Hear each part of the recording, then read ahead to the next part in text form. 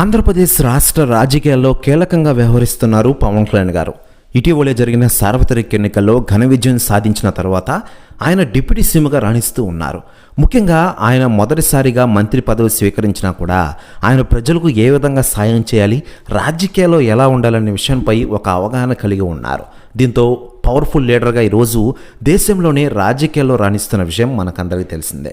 ముఖ్యంగా ఇటీవలే మహారాష్ట్ర ఎన్నికల ఫలితాల్లో పవన్ కళ్యాణ్ గారి రేంజ్ మనం ప్రత్యేకంగా చెప్పనక్కర్లేదు. అప్పటి నుంచి దేశవ్యాప్తంగా ఉన్న మొదటి ప్రధాన మంత్రిగా చూసిన వారందరూ కూడా ఆయన మంత్రి పదవిని స్వీకరించిన విధానం చాలామంది ఆశ్చర్యం వ్యక్తం చేసిన విషయం మనకందరికీ తెలిసిందే.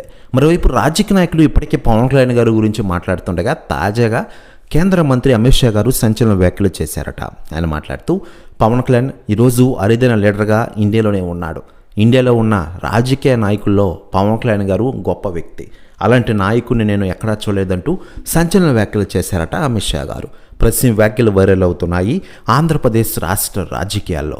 మరోవైపు ఆంధ్రప్రదేశ్ డిప్యూటీ సీఎంగా పలు శాఖలకి మంత్రిగా పనిచేస్తూనే మరోవైపు సినిమాల్లో కూడా నటిస్తూ ఔరా అనిపిస్తున్నారు పవన్ కళ్యాణ్ గారు.